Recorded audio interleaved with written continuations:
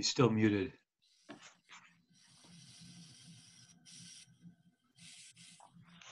Hold on.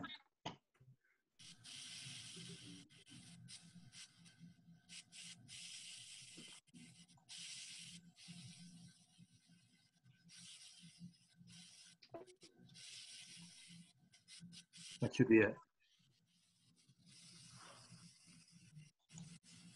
I did share a screen, but I don't. Are you seeing my screen? Yeah, we got it. Okay.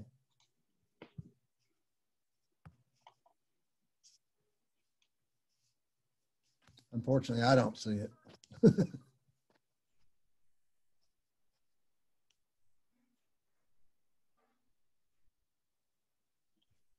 Why am I not seeing my screen? We're seeing launch meeting. Right, you want to do share screen, Larry. Yeah, I thought I did that. We saw it for a second. All right.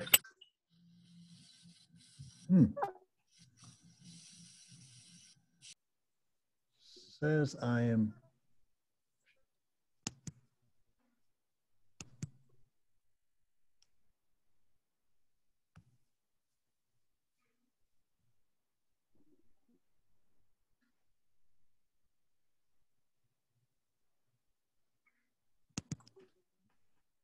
Oh.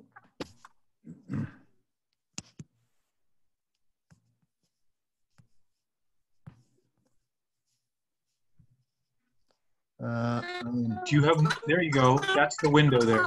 Okay. Yeah, you got it. Okay. All right. Are we set now? Everybody sees it. Okay.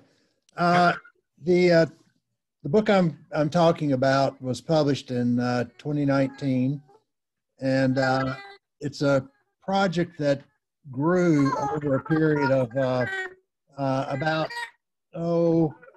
16 years, something like that. I started researching the Thomas Harriot first volume of the Theodore Debris publications from 1590, and went from there basically. In the very beginning, I was trying to help my university to find a perfect copy of Thomas Harriot's 1590 brief and true report on the newfound land of Virginia. And as I was working on trying to help the university find a perfect copy, and by perfect copy, we defined it as a copy that had been untouched and unchanged from 1590 to the present, and not what the 19th century people called perfect copies.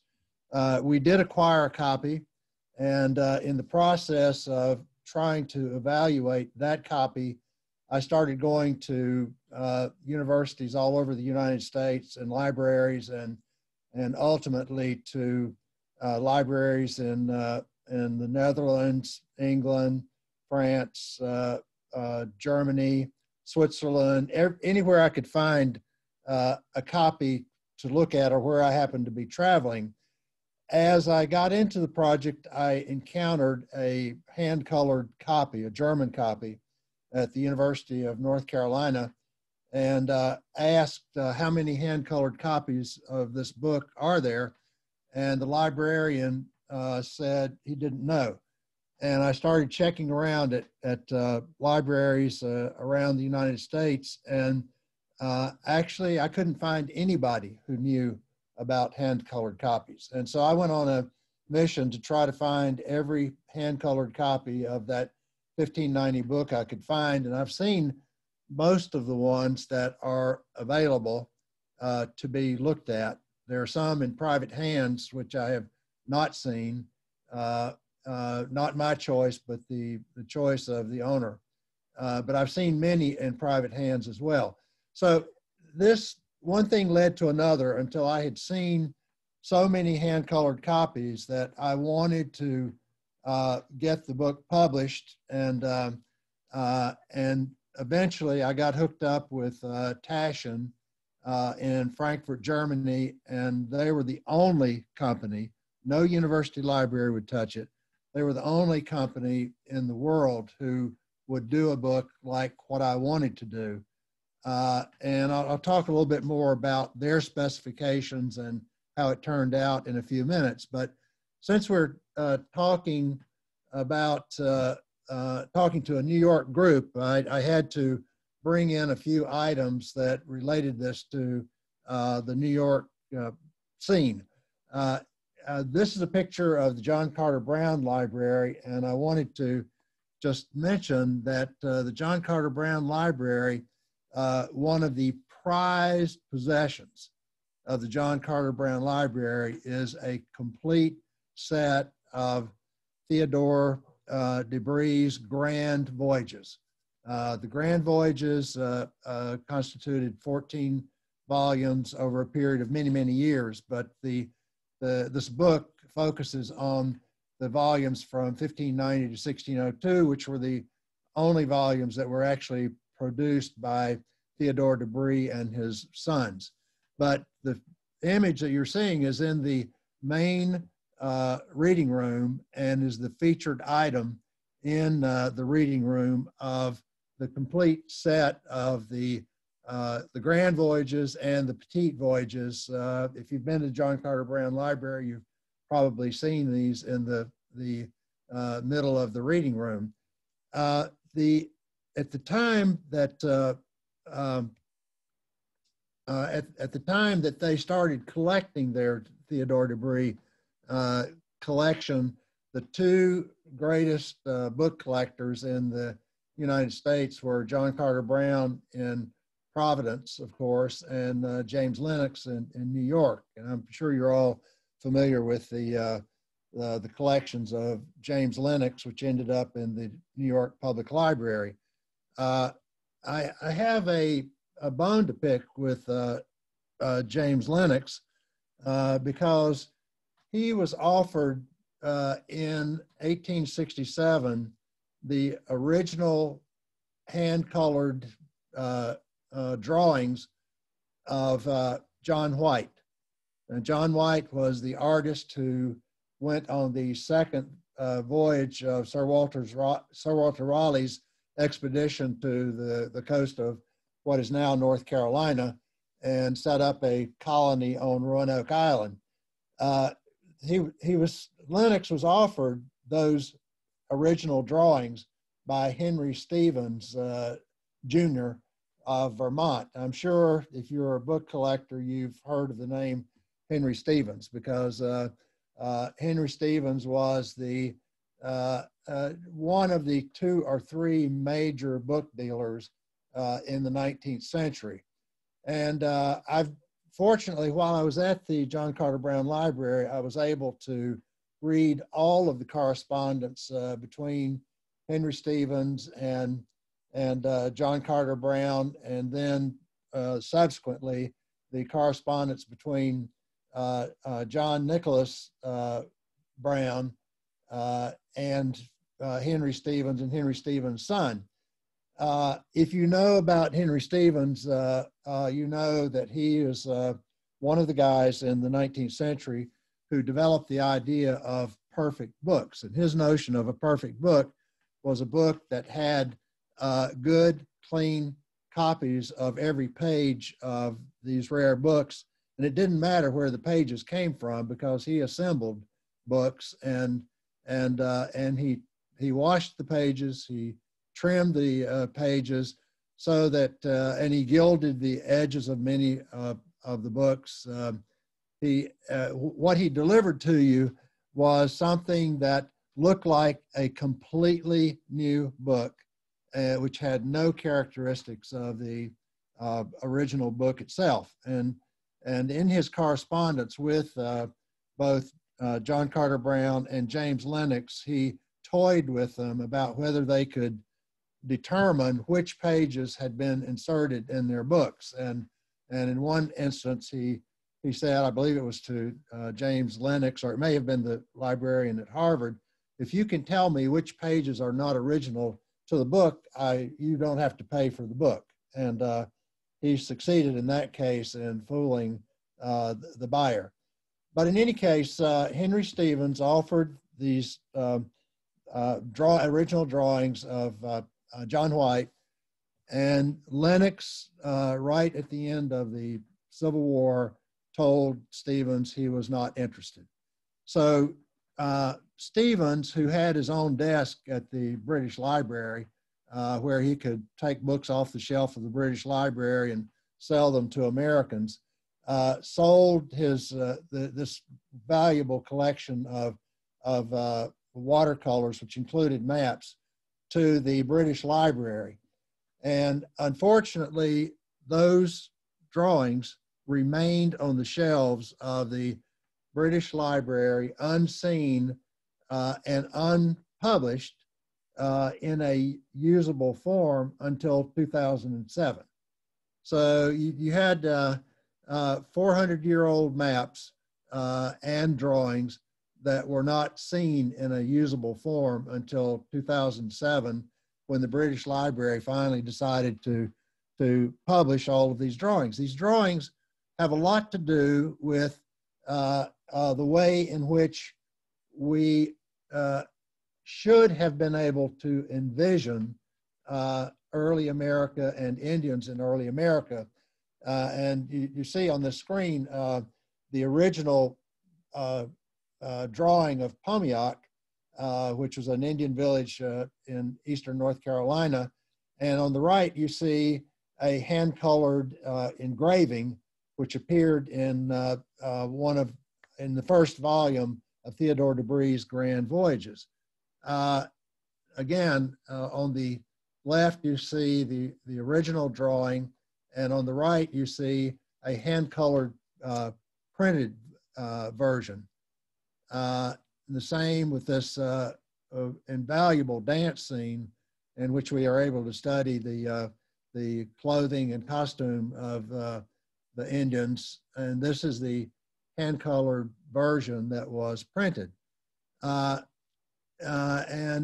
here again, one of the problems that I wanted to address in this talk, and I'm not able to do it as fully as I wanted to, is that the drawings that John White did, the Indians and the villages and so on, are not on land. They float in space, because he just drew the person or the object without putting them on land. The only image that is of any use in trying to figure out what the landscape looked like is this drawing, in which he actually, John White, included water, he included fish weirs, he included a little bit of soil, he included the sky. So this is the only image that we were able to use as a basis for what the Earth looked like in eastern North Carolina, where they were exploring.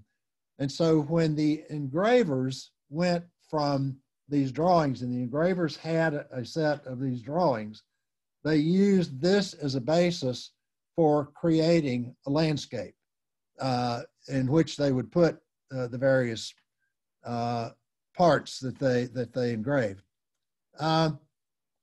So the book, and I'll just run through it quickly as to how it came about. Taschen, my goal was to get all the hand-colored volumes published. Taschen's goal was to publish all 14 volumes of the Theodore de Brie Grand Voyages. And as I said, the only volumes which were done by de Brie and his sons were the first 9 volumes. And so we finally settled on publishing the first 9 volumes. But then Taschen wanted all of the 9 volumes to be in color. Well, I've searched all over the world, and I would love to know if anybody knows of any volumes from 7 to 9 that are in color. And I'm sure that Taschen would be interested in doing a new printing or a new edition, which would include those. But I have not been able to find those anywhere in the world. However, I did find at Brown University not in the John Carter Brown Library, but in the John Hay Library, which is the university's main old library, a set of 6 volumes, which were in color, and these provided the basis for the book, the Taschen book that was published. First volume is on Virginia, and here is a hand-colored map from the John Hay Library copy. Volume 2 is related to Florida, and this is the map that is included. The Florida volume also has, I'm just going to show you some of the interesting and most notable images that are in some of these volumes, which have been popularized by being reproduced. The volume 3 is about Brazil, and you can see how beautiful the images are. Once again, they didn't have landscape, so everything is pretty flat, and the Indians look pretty much the same in all of the volumes. The first volume is John White's drawing, and there's no warfare. But in all the other volumes, 2 through 9, there is endless warfare between Indians and Indians, between French and Indians, between Spaniards and Indians, between the Dutch and Indians. So the volumes are extremely bloody all the way through. And one of the wonderful things about these images, they also show in the background wonderful things like Indians snoozing in hammocks. Another image from the Brazil volume.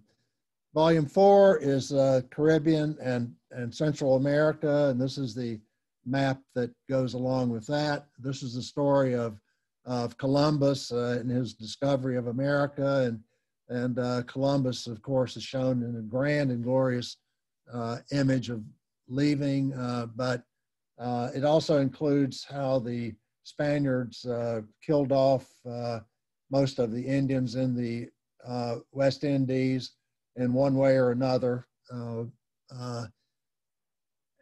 the retribution that Indians gave to the Spaniards by melting gold and pouring it in their mouths, since as they said, the Spaniards are so thirsty for the gold.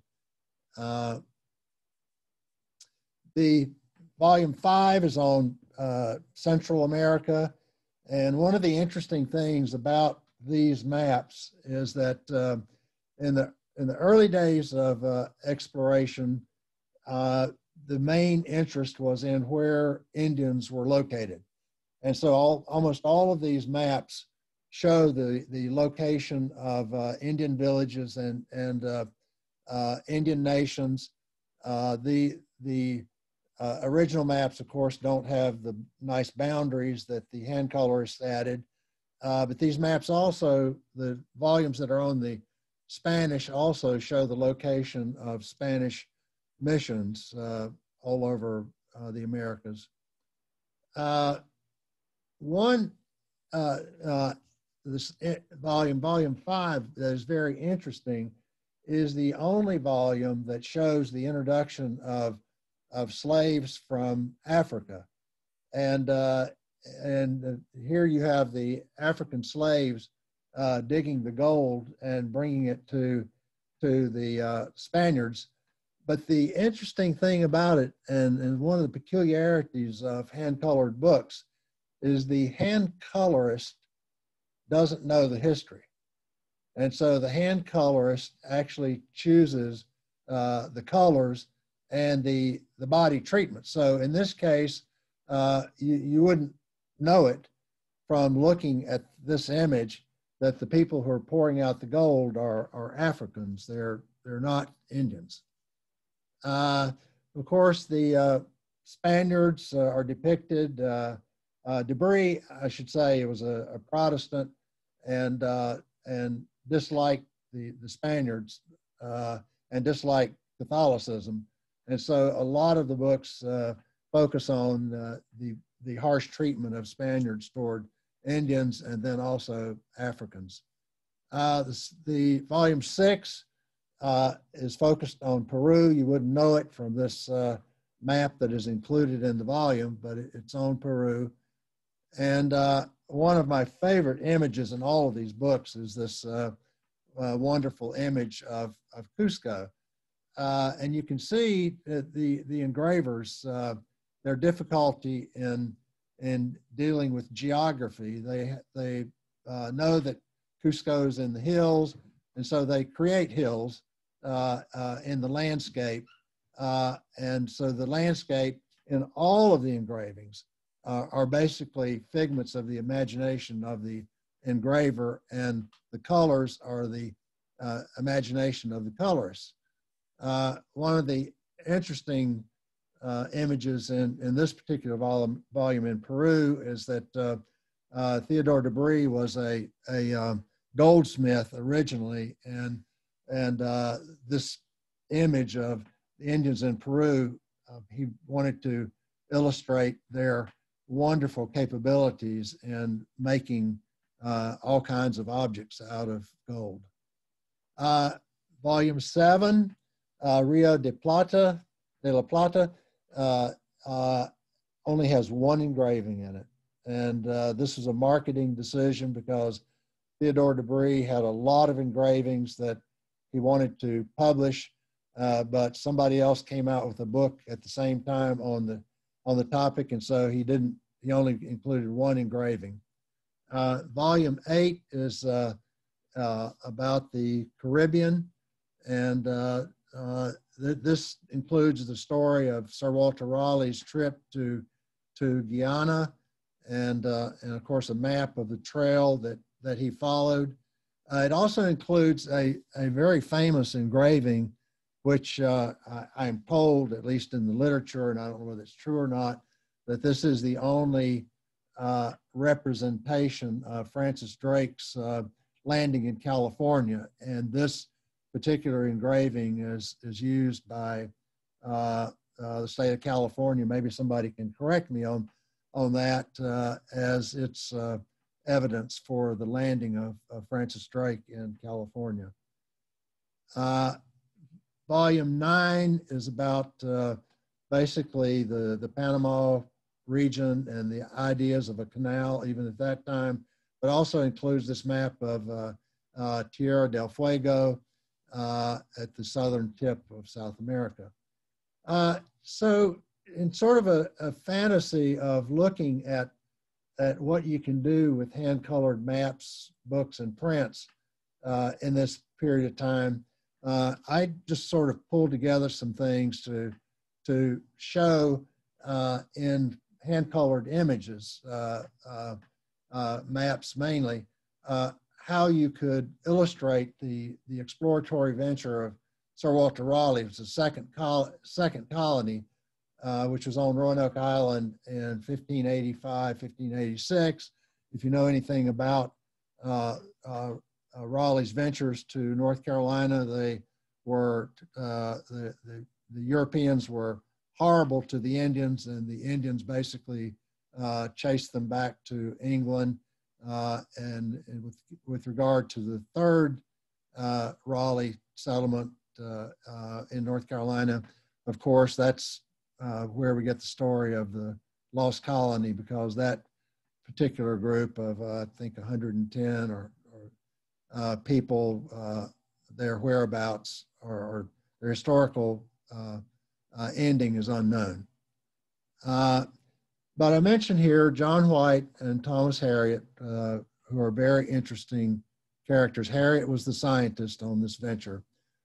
So in 1585, you could depict Sir Richard Grenville leaving with this exploratory group, going to the coast of North Carolina, called Virginia at the time, of course. And you have this wonderful Boazio map showing exactly the route that was used by Sir Francis Drake in 1586, just a year later. And this is very typical to show the route used by the English on every voyage to North America. They went down to Africa, got in the westerly winds and went over and landed in Puerto Rico. Puerto Rico was a gathering spot where they got water and cattle and salt to go to North America. So Puerto Rico was basically a preparation stage to go to North America. Well, this is a closer view of the route. What we don't have in print until 2007 are these wonderful watercolors of John White, for example, showing a stop in Puerto Rico. The English lost their pinnace as they were coming across the Atlantic, and they needed a pinnace because they were going to be going up shallow waters on the coast of North America. And so they created a small fortification in Puerto Rico and built a new pinnace, and it only took them, 10 days basically to build it. But this wonderful drawing of the process. And we have this other drawing, which was not published until 2007, of how the explorers landed another place in Puerto Rico to gather up salt to take with them to the Carolina coast. And then we have this wonderful map of North America, and I'm not sure how many maps were inspired by this particular drawing or whether this used an earlier map, but this is John White and Thomas Harriot's effort to show the coast of North Carolina. And it's absolutely amazing how close it is to reality. They were only on the coast for 11 months, and yet they were able to create this wonderful outline of the sandbanks of on the coast of North Carolina. In the literature on Thomas Harriot, it is said, and I would love to know whether this is true or not, that this part of the coast of North Carolina was the first surveyed and mapped portion of the British Empire. I would love to have a correction on that, because that's something that floats around in the literature. And the people who surveyed this area after they left North Carolina went to Ireland, and it is said that they participated in the creation of the first survey map to scale map of Ireland as well. I would love to know the truth on that. This is a separate map that was prepared by John White and Thomas Harriot. John White was the artist. Thomas Harriot was the scientist who did the mapping and the surveying for this venture. So if you look at this map drawn by John White of the coast of North Carolina, and this map was turned over to the engravers who did the maps for Theodore de Bry, this is the map you end up with. And of course, the original map was in black and white. But between this map, which was drawn presumably on site or on data that was collected on site when they got back to England has different information on the location of Indians and Indian villages than the drawn map. So what happened between the drawing of that map and the creation of this engraving is the addition of some additional information that somebody knew. With these maps, there's a separate map on the left here, which is the arrival of the English on the coast of North Carolina, and it shows a representation. There is no original map for this, whether it's a creation later, we don't know, but it has some fascinating details. You can see the specks here and here, which represents the shallow waters that they had to cross in order to get through the sand barrier over to Roanoke Island. And that's why they had to have the pinnace to be able to do that. And you can also go into wonderful detail in the hand coloring. This is, let's see, do I have, no, I don't. The hand coloring can also be deceiving because in this image, it looks like this is one of the people on the boat. And this looks like it's somebody seated on the boat as well. But actually, it turns out the hand colorist was taking great liberties in using color to represent what he or she thought was in this image. So again, here are images of Pomiak and Secotan, hand-colored. Sir Francis Drake, when he went on his trip that's represented in the Boazio map, and this is one of the Boazio maps at St. Augustine. Of course, he wreaked havoc in all of these Spanish cities, and it was right after his attack on St. Augustine that he went up to Virginia and picked up John White, Thomas Harriot, and all of the explorers from the 1585, 1586 venture. And once again, that map. Color has a power to it. This is the map of the arrival of the English as it appeared in the book produced by Theodore de Bry in 1590.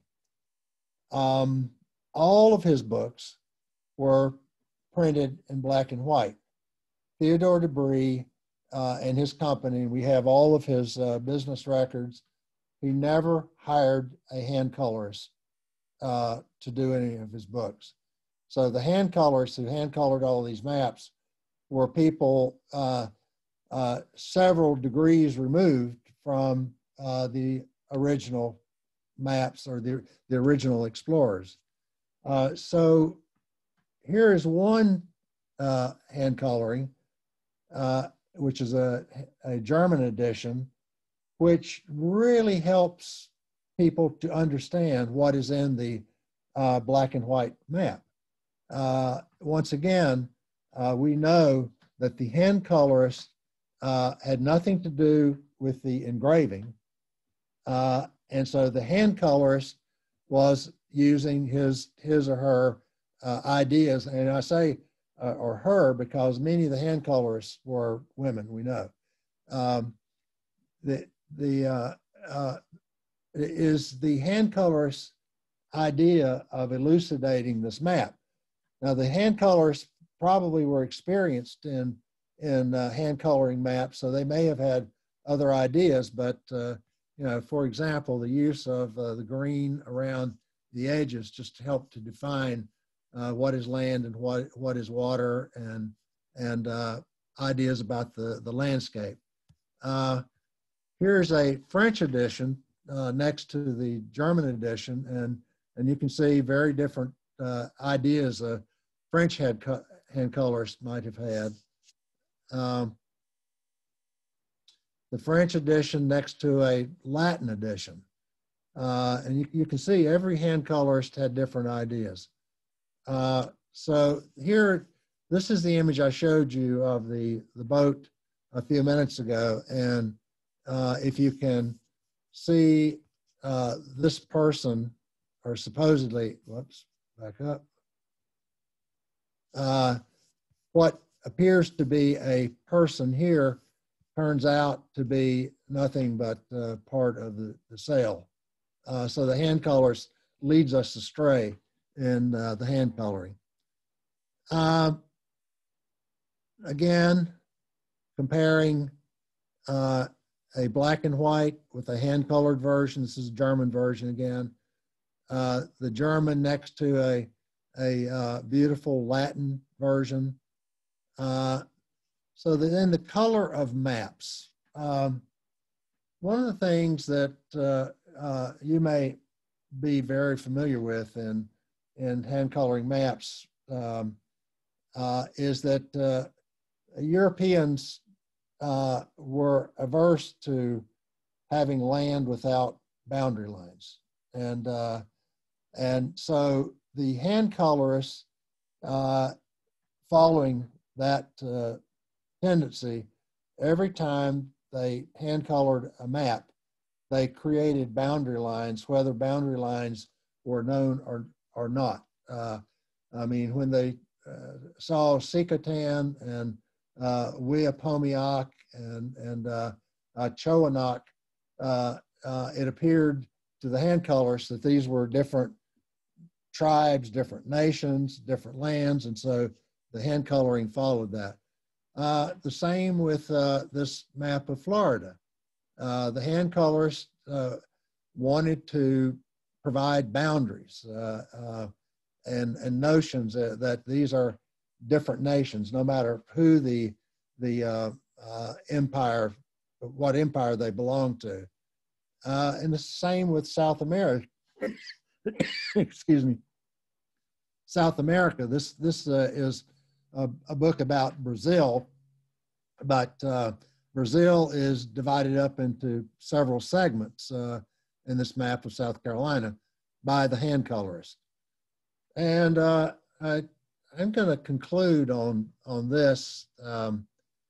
I just love this scene of Cusco and all of the stuff that is used by the engraver in placing this wonderful city, town on this landscape, and also then including images of what people are doing. You can see that they've pulled out a person who's doing goldsmithing and somebody who's doing all kinds of calisthenics, people who are fishing, and just the engraver, the hand colorist, and the original people who are on site to make sketches.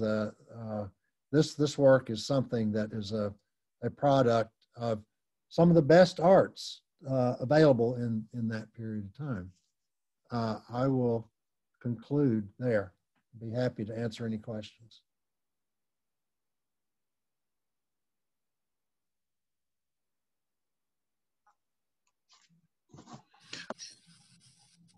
Well, thank you very much. I guess one question: the last picture of Cusco, if you could go back to that.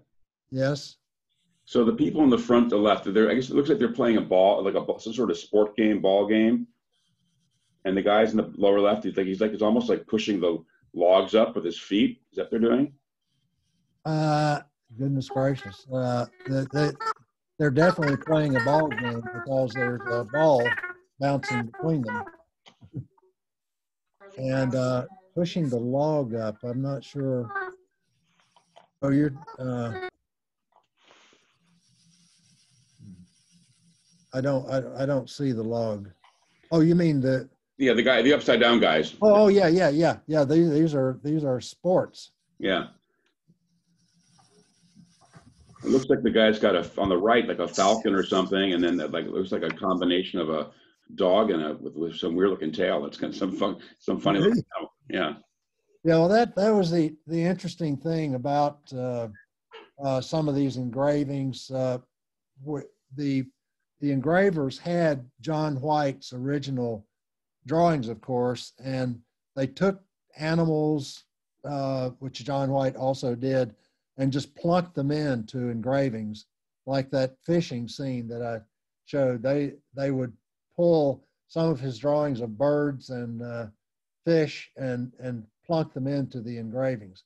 The engravings were, creations, and one of the things that people who look at these engravings, they were Protestants who disliked Catholics, and they thought that the worship of idols, the Catholics worshipped idols, and they created images to show that the Indians also worshipped idols. So there's a lot of religion in the background of some of these engravings. There's a couple of questions in the chat. One was a question, other than John Speed, does anyone know of any cartographer who specified colors for hand colorings of his or her maps? I don't know the answer to that. I mean, we do know that Ortelius had a map scheme, a color scheme for his maps, which were followed. There's another question about distinguishing between old coloring and newly applied color, and is one more authentic than the other? I mean, I see lots of maps where they call it original color. I think that's colored, colored closer to the date of publication. Do you have any comment on that, on the time of the coloring? Chet, your friend Chet Van Duzer and I had a conference at the University of Pennsylvania in 2015, I think it was. It was called Paint Over Print, and 2 coldest days of the year at the University of Pennsylvania, or in Philadelphia, and we had dealers, collectors, art historians, librarians. We had every possible field, 200 people there. And that was the question that was predominant among everybody. Everybody wanted to know, how can you tell original coloring from more recent coloring? We came to some conclusions, and I think the discussion is online, is on YouTube somewhere. But basically what we concluded is you cannot tell from the colors themselves, except sometimes in terms of quality and consistency, whether it's more likely a period coloring. And we concluded that the word original should never be used. Got it. Never be used. Because in the case of Theodore Debris, we know that Debris did not hire colorists. So the coloring happened somewhere else. So it's period coloring. So basically what we came down to is that if you can prove through a will, an inventory, or some kind of library classification, if an item was hand colored prior to the end of the Second World War, you might be able to make a case for period coloring. If you can't provide that documentation, then it's it's more possible that it is not period coloring. And I've been using that and talking with everybody, including dealers, and you would be amazed how quickly dealers disappear when they call things original. Interesting. I just might mention that there's a link to all of those presentations in 2015 on the New York Map Society website. Okay, yeah. So if anyone's interested, I'd give them a hot link to it. Great. And Richard Parker has a question. Richard? I do have a question and a comment. The John White interests me because right now I'm in the process of writing a book about the contemporary field guide to Mark Catesby's fishes. Oh, yeah. And yes, and now three of those, most of it were, he had 287 field watercolors, but when he went back to London to make his books, he sometimes had to borrow images because he didn't have them. Three of the fishes were from John White. So those original watercolors belong to Sir Joseph Banks. There may be other material within the British Library now. If you look through the Joseph Banks collection, you may find other images that tie in with your interest as well. Right, right. So yeah, I thank you. Actually, I thank you for bringing up John White today because that was just a sideline to my book. Yeah. So very interesting. I do have one question, general question, if I may. Okay. Mm-hmm. The Popal map of North America, and then later it was adapted by Mark Catesby for his map to his books. And one of the topics I'm struggling with is that there were no keys to the map, and sometimes the symbols are slightly different. So I'm hoping if anybody here has any information about that, my address is my name, Richard Parker at Gmail, and I would love to correspond with anybody who can help lead me on that trail. Well, great. We can do it. If you want to send any, send us an email. We can share it around with the society as well. Along the lines of what you're talking about, I just flipped back up to the Boazio map of St. Augustine. If you see the fish there, that fish is from the John White drawings. In fact, Boazio on all of his maps includes fishes or animals like iguanas and alligators and other types of fish from the John White drawing. So this is actually the first instance in which John White images were reprinted. They're slightly different from John White's drawings, but it's unmistakably from John White. Yeah, those maps. Part of my project is this, to take the watercolors from Mark Catesby and re-identify them to be sure that the classifications were correct, and to make comparisons with photographs with those 16th century drawings to 17th century drawings, to be sure that some of them were classified correctly, some were not, because Linnaeus was way after Mark Catesby did his book, Linnaeus started using those drawings for his classification. So it's a fascinating project, but John White did his name came up in this. Yeah, these maps are on display.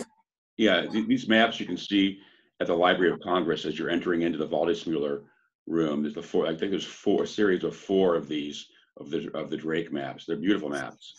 Steve? Yeah. I asked the second question, but apropos to what we've just been talking about of the Boazio map, all of the animals on the Boazio map are a result of Drake rescuing the colonists in Roanoke, one of whom was an artist, and he was it's in my article what his name was, but he was John White. He was sketching out all of the animals, and Boazio, who is the author of this map, and that naturalist went back to England on the same ship. And when the maps came out, all of these animals made it to the maps. Yeah, they're gorgeous. They're really great. And then I asked a question, which was the second one on these chat. We'll go make up and find it then. Well, why don't you ask it, Fred? You had a map earlier by Debray of Central America, really delineating the west coast of Mexico and Guatemala. I have a map with the same exact shape by Mercator, and I know there's one in the Teatrum Orbis Terrarum by Ortelius. So that's 3. Do you know who's the originator of that map? And I presume everybody was stealing from each other. I don't know who originated that map. I have not tried to figure out the derivation of the maps other than in the volume 1. And I hope to be basically elucidated or informed from other people about the origins of those maps. That's why I asked the question at the time. The maps in the books were drawn by Theodore de Bry and his sons. But where they got them from, I don't know. Because they're all from about the same age. Yeah. In answer to your comment about Boazio and John White, I don't think they were on the same ship coming back. I think John White actually was only there for about 30 days because all of his drawings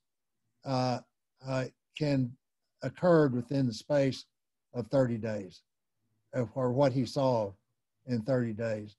I think he went back with Grenville, but the one thing we do know is that John White and Lemoyne and many of these map makers lived in the same neighborhood in London. And so when de Bry we know about de Bry's movements. When he decided to do this series of books, he went to London and went right up and down the streets there. And he talked to Hakluyt, he talked to Raleigh, he talked to John White, he talked to Lemoyne, and then Lemoyne died. He talked to Lemoyne's wife. So he was going to London collecting these things. And then later, in the later volumes, he basically went to Amsterdam and was collecting Dutch images, and which went into the later books. Thank you. Tom, you have a question? Tom Paper? Yeah. Well, first of all, Larry, thank you so much for this book. It is magnificent. I've looked at most of the pictures and read a quarter of what you've written, and it really is just wonderful. So thank you for all of your efforts on this. Thank you. My question is about Thomas Jefferson and the market for this book. It's fascinating to me that it was completed in the late 1500s, and yet 200 years later, it was in demand. Was it constantly in demand for 200 years? And was it a super expensive, acquisition for people to have in 1790? Well, Jefferson, of course, built this huge library, and he couldn't turn down anything that had to do with wine or books. He wanted it. Yeah. Which is why he went broke, bankrupt at his death. But these books were in libraries. They were in gentlemen's libraries, and they were discussed frequently. They had a tremendous influence beyond just the books themselves.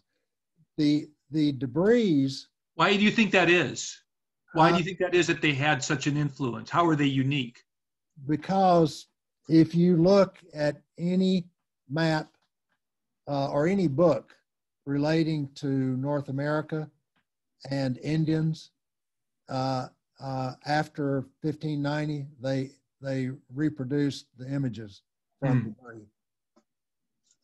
It's repeated. I mean, even today, if you write a book about Indians at the time of exploration, all of the de Bry engravings are used.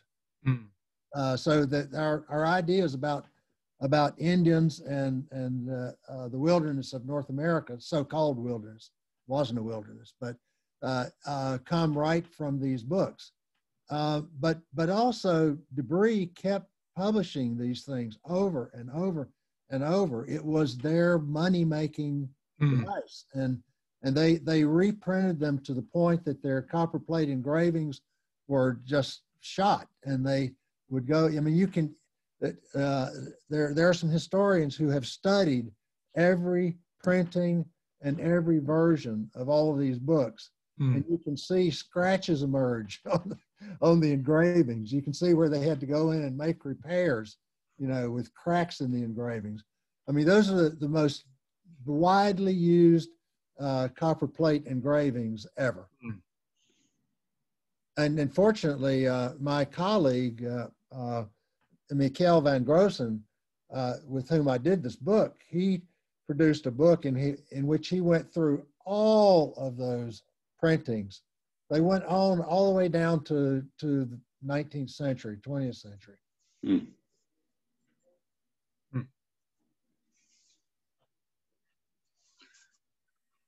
One question that I've been asked a couple of times, which is related to that, is what impact did these books have on common man and knowing what was going on in North America or in South America? And my response to that is they didn't need these books. All they had to do was to hang around a seaport, because there were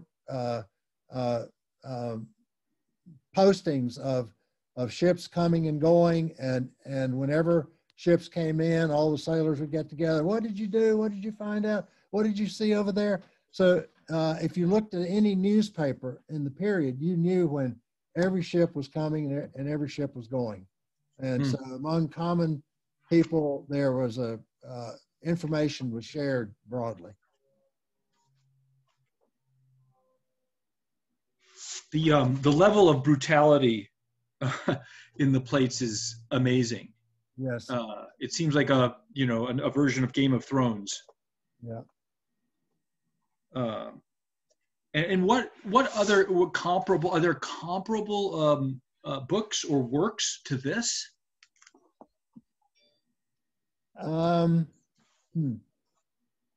There were some other books of the period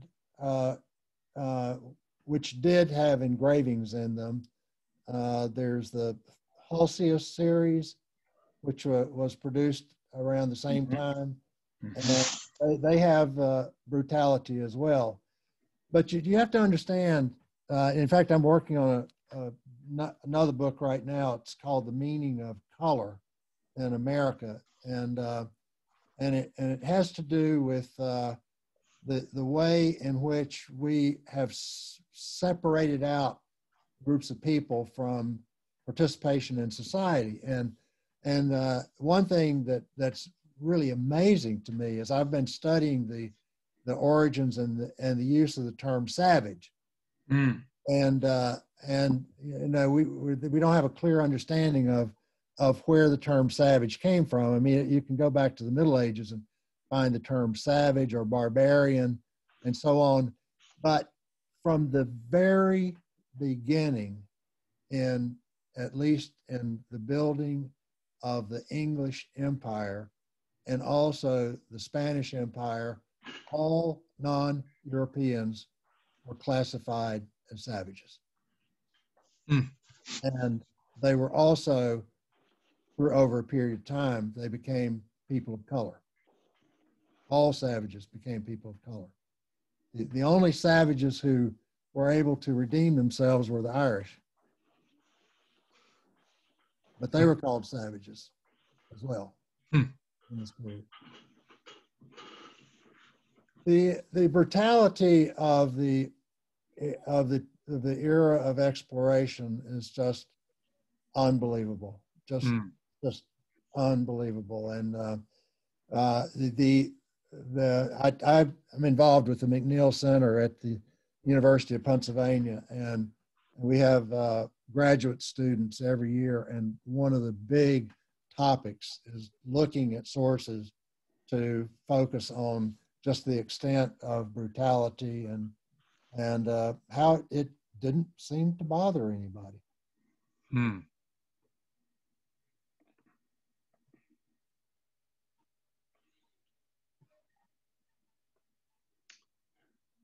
All right, any other questions for Larry?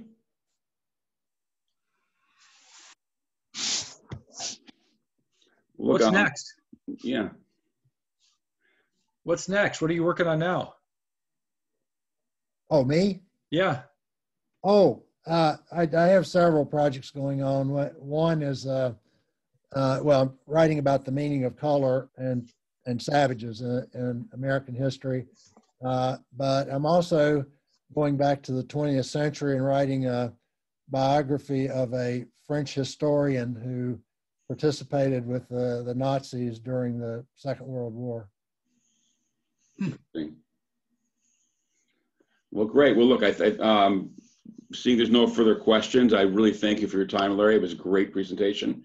I think that people will enjoy reading the book. And Andrew, anything other than to update on? I know we've got the upcoming show and tell. Any other things in the next month or two? Let's see. On January 9th, on Saturday, this January 9th, we're going to have Jordan Engel, whose primary focus has been the Decolonial Atlas Project, is going to talk about geographers who doing work in support of the Black Lives Matter movement. In February, we're going to have two historians, Caroline Winter and Karen Wigan, on their new book, Time and Maps, From the Age of Discovery to Our Digital Era. In March, we're going to have Judith Tyner on her new book, Women in American Cartography. We've got definite commitments through May, and normally we'd be taking a break over the summer, but given that all these meetings are virtual, I think we're going to go right through the summer. Ian Fowler, who's the map curator, among other responsibilities at the New York New York Public Library, is doing a great job in getting people to speak for our society. That's great. Yeah.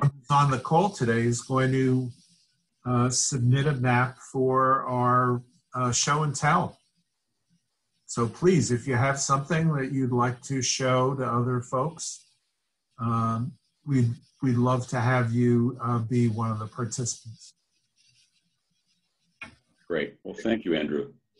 Well, if I may, I would also like to thank Andrew and everybody else for all the courtesy and of making this happen despite what we're going through in our country today. And I commend you for the wonderful forum that you've created. It's just fantastic. well, thank you so much for your work. It's beautiful. All right. Everyone's getting thumbs up all around. All right. Stay safe. Everyone have a great day. We'll see you soon. All right. Bye now. Bye. Thank you. Bye.